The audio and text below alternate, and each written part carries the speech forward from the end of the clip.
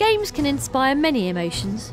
Fear, Oh God, no. anger, that fiery sensation you get when you crawl naked like a crocodile over cheap carpet. True. But we both had less grey in our hair then. But just like real life, romance is a rare and precious thing. With this in mind, join us on the Scented Poof as the team recount their most romantic gaming moments. I have to say, the most romantic moment in gaming for me is the ending of Uncharted 2. Up we go. I should probably start by saying that even after Chloe shot Drake and double, even triple crossed him, that I did still kind of love her. You're gonna miss this ass. But it's Drake's relationship with Elena that really pulls at the heartstrings. Yeah? To me, it's the one couple in video games that belong together, a bit like Woody and Bo Peep in Toy Story. They've just got that kind of chemistry on screen. After the end of the game, when he's carrying her up in his arms and he lies her down on it and looks at her, there was a point when I actually thought that she was definitely dead. Oh no. Elena. Oh God, no. But as the ending plays out, you get to that point where Chloe asks Drake, Do you love her? and you can see it right there in his face. He does, and she is all right, and everything's going to be fine. I've got a big smile on my face, and that's a point that I really, really enjoyed. And I might have even done a little yes with a fist punch. I only really play sports games, so I can't really think of anything romantic that's happened in games in history at all. My most romantic moment on PS3 is a recent one, and it occurred while I was playing Mass Effect 2. Whenever I play an RPG, I always opt to create the most beautiful woman I can. You don't need to know why. So having made my Siren of the Stars, I set about romancing the most beautiful woman I could find on the ship, which was Aussie sexpot Miranda. But Shepard, they'll follow her. She's a hero, a bloody icon. Sadly for my Commander Shepard, it soon transpired Miranda wasn't interested in a bit of girl on girl. What the hell was that?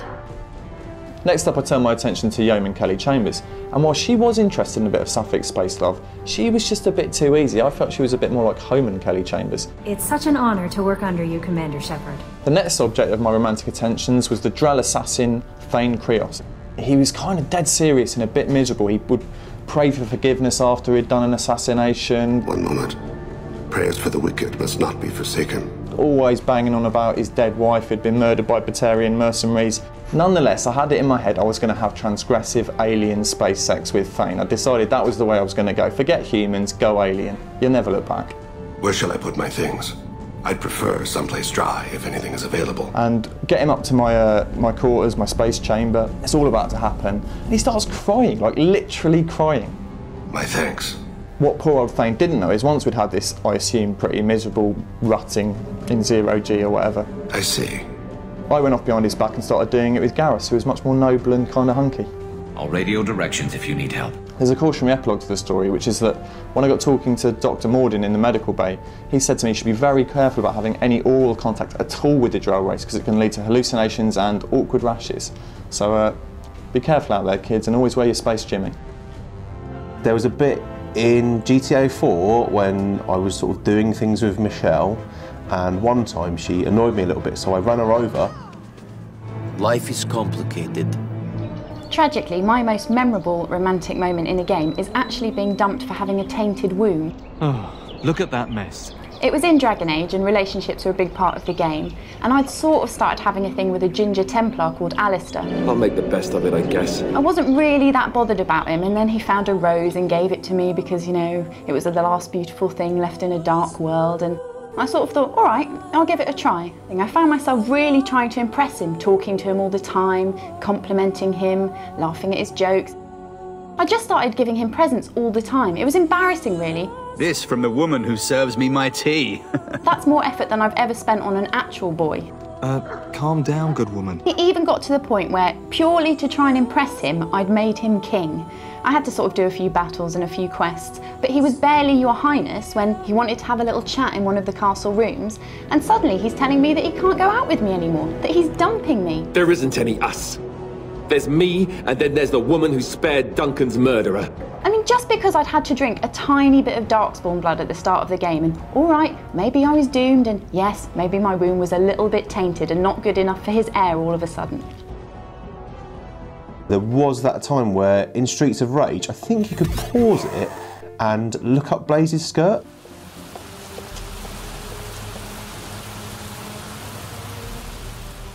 Heavy Rain's a game that had such clever characterisation and really great animation that it really made you empathise with the characters more than any other game before it.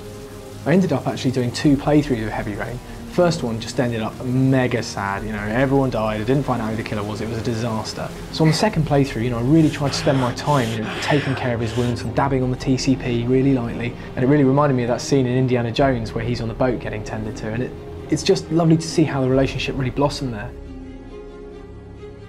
In fact, the moments of tenderness in that scene were far more romantic than the slightly clumsy sex scene that came later on.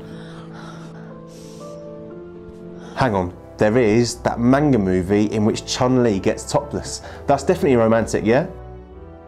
Oh. Phew, seductive work, team. Best for everyone if we all take a cold shower and eat a bowl of watery bran flakes. Until next time. Big thanks to the beautiful Walrus and Carpenter restaurant in Bath for the use of their premises. You shed tears. You shed a bunch of them. Tears? It was raining. No, it was not. You were unconscious and it was raining. It was totally sunny out and you were bawling. It wasn't sunny, you were unconscious. Whatever. I kept your tears in a jar.